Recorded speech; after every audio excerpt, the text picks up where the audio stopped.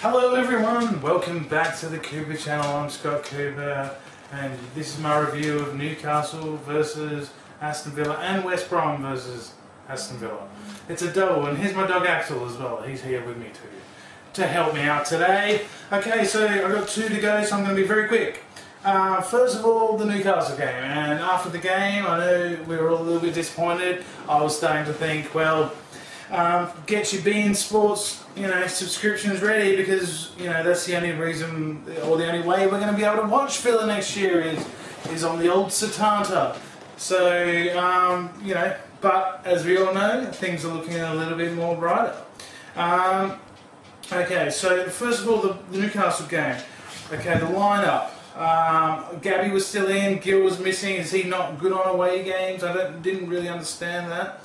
So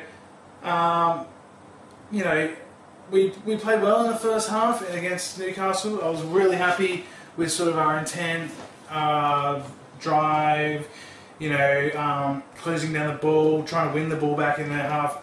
It was really good, but as we know, it didn't work out very well because we made a mistake, as we are very prone to this season, by Cora, who had missed the previous game and maybe, I don't know, felt a little bit down on confidence, and they scored. And from that point on, and even before that, to a certain extent, in that final third, we really panicked. We just, Benteke had a couple of chances, Gabby sort of looked dangerous on a few occasions, but they just really panicked in that final moment, that final ball, the shot, the finish, whatever.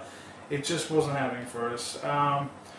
We are a poor side on, with terrible confidence.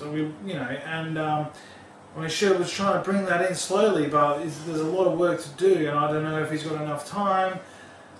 We'll see, but it was evident in that Newcastle game that we were a side that should have been in front and weren't, because of the confidence issues we